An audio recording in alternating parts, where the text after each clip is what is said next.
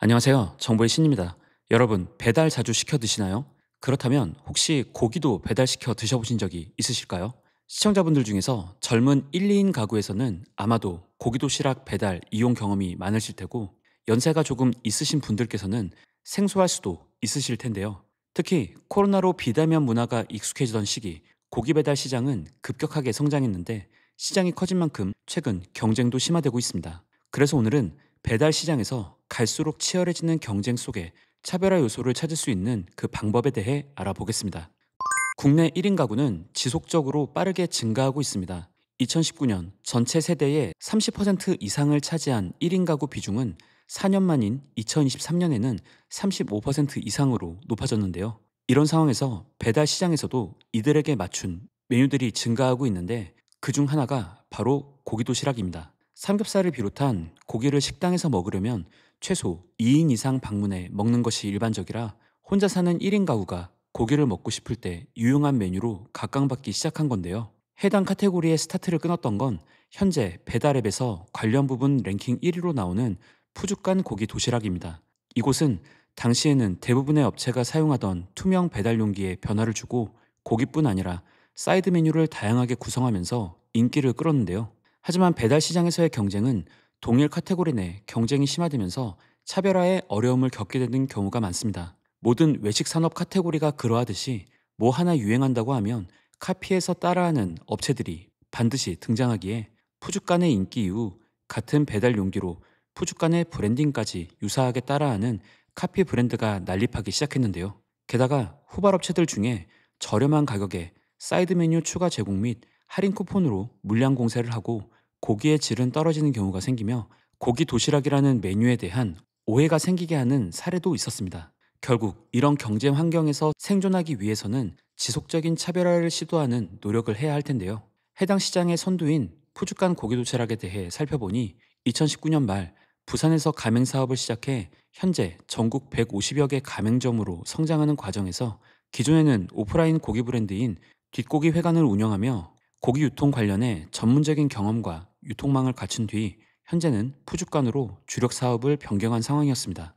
고기 전문 업체답게 고기의 퀄리티에서는 후발 주자들보다 앞설 수 있는 부분은 당연했고, 볶음밥을 시그니처 조합으로 구성한 전략이 차별화된 요소로 소비자들에게 인식되며 대부분의 주문이 고기와 볶음밥의 구성으로 들어오고 있었는데요.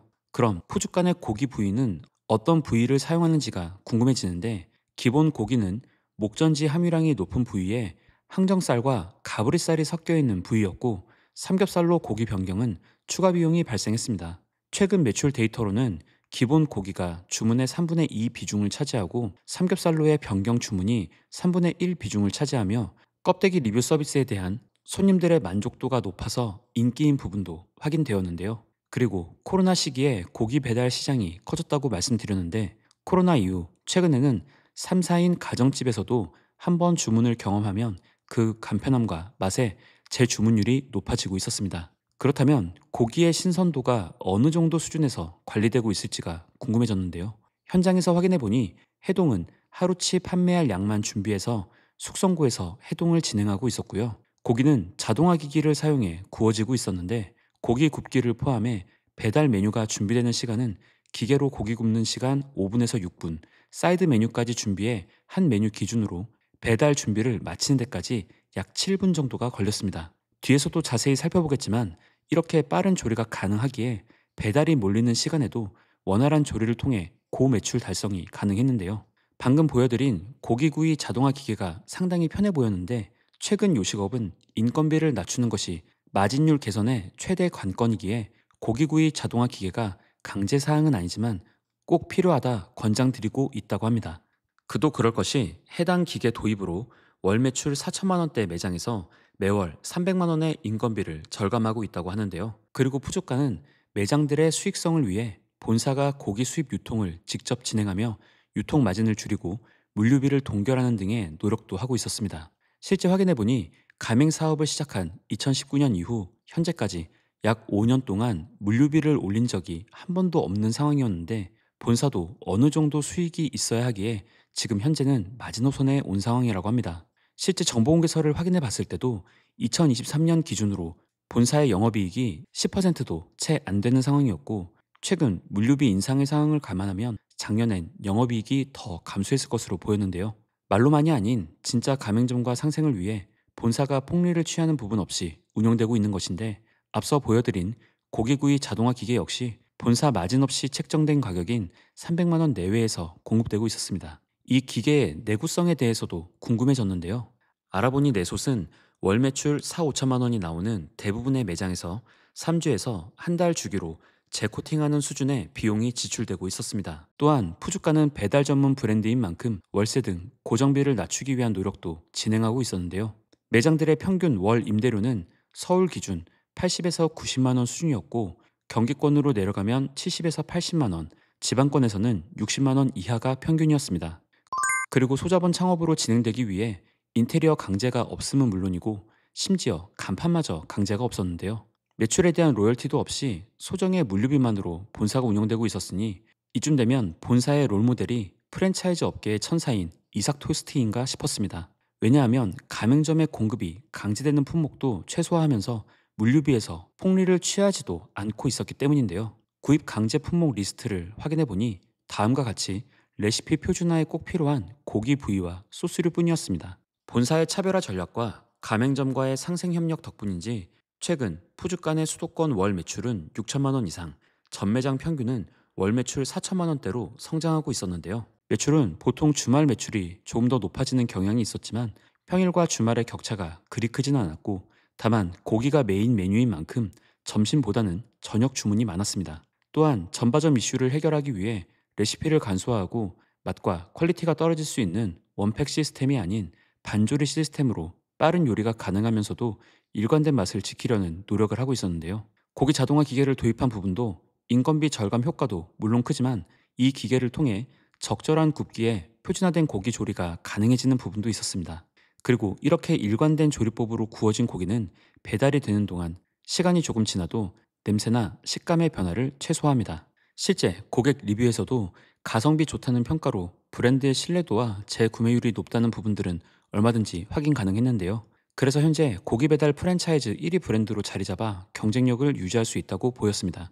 하지만 배달 플랫폼 및 대행사 수수료 등의 비용 지출과 배달 앱의 알고리즘 변화에 의해 매출 변동성이 커질 수 있는 부분들은 리스크인데요. 또한 배달 앱 내의 노출을 위해 지속적인 프로모션을 진행해야 하는 부담도 있습니다. 왜냐하면 최근 배달 플랫폼의 알고리즘이 자주 변경되면서 상위 노출이 어려워지고 경쟁도 치열해짐에 따라 신규 고객 확보가 쉽지 않기 때문에 지속적인 리뷰 및 평점 관리가 필수적이기 때문입니다. 푸주간에서는 이런 배달앱 리뷰 및 평점 관리를 위해 본사에서 배달앱뿐만 아니라 다양한 온라인 채널에서 리뷰를 관리해주는 부분이 눈에 띄었는데요. 아무래도 현장의 점주분들이 개별적으로 모든 후기를 확인하고 대응하기 어려운 현실을 보완하기 위한 부분으로 보였습니다. 그리고 인스타그램에서 베스트 리뷰어를 선정해 배달앱 쿠폰 이벤트를 진행하고 있었는데요. 또한 높은 평점을 받은 고객의 리뷰를 배달앱과 SNS 및 광고 소재로 활용하면서 영상 콘텐츠로도 제작하는 부분은 좋은 아이디어라고 생각되었습니다. 그럼 푸주간 고기 도시락의 순이익은 얼마 정도가 나오고 있을까요? 본사의 요청에 매장 평균 손익 계산서를 받아보니 매장 월 평균 매출 4,154만 원을 기준으로 고기를 포함해 34% 수준의 합리적인 식재료 원가율에 다음과 같은 비율로 비용이 지출되어 지출 합계 79%로 21%의 순이익률을 기록하고 있었는데요. 다른 비용들은 잘 통제되고 있었지만 앞서 살펴봤듯이 아무래도 배달 전문 매장이다 보니 배달 수수료 및 광고비에 매출의 19%로 꽤 높은 비용이 지출되고 있었고, 배달 플랫폼의 정책에 따라 마진율의 변동이 생길 수 있는 점은 배달 전문 브랜드들이 가지는 고민일 수밖에 없었습니다. 메뉴별 식재료 원가율 상세표도 확인해 봤는데 메뉴별로 큰 차이 없이 20% 후반에서 30% 초반대로 원가율이 맞춰져 있기에 점주들은 충분한 마진율을 확보할 수 있었고요. 가장 판매율이 높은 메뉴와 주문 조합은 다음과 같았는데 지역별로 메뉴 가격이 약간씩 상이한 부분을 직영점 기준으로 확인해 보니 다음 표와 같았습니다. 푸주카는 고기 배달 브랜드이지만 사이드 메뉴의 추가로 객단가가 높아지는 부분이 장점이라고 말씀드렸는데 실제 평균 주문 단가는 24,000원 수준으로 준수한 편이었고 3, 4인 가정집 주문이 최근 증가하며 계속 객단가가 높아지는 중이었습니다.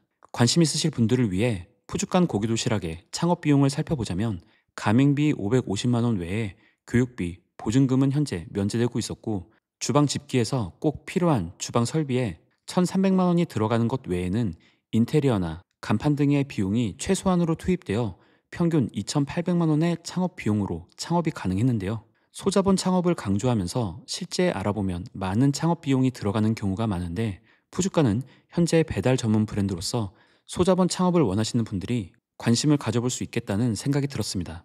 또한 푸주가는 현재의 모델에 만족하지 않고 홀에서 식사가 가능한 형태로도 디벨롭되고 있었는데요. 경쟁업체들과의 차별화를 위해 상권에 따라서는 홀과 배달이 병행되는 매장이 만들어지고 있었고 현재 5개 정도인 홀 판매 매장은 추후 더욱 늘어날 예정이었습니다. 고기는 당연히 고깃집에 가서 구워 먹어야지 라고 생각하셨던 분들도 고기 배달을 한번 시켜 드시면 생각보다 괜찮은 퀄리티에 만족하실 것이란 생각이 들었는데요. 저처럼 애 키우는 집에서도 집밥 해먹기 귀찮고 나가기도 귀찮은 날 생각나는 메뉴가 될 수 있어 보였기 때문입니다. 그러고 보면 이제 배달이 안 되는 메뉴도 거의 없는 것 같은데 고기 배달처럼 새로운 카테고리에 도전하는 업체가 더욱 많아져서 소비자들의 편의성이 증대되었으면 하는 바람이 드네요. 오늘 영상도 유익하셨다면 구독, 좋아요, 알림 설정, 댓글로 응원 부탁드리고요. 저는 다음 영상으로 다시 찾아뵙겠습니다. 오늘도 시청해주셔서 감사합니다.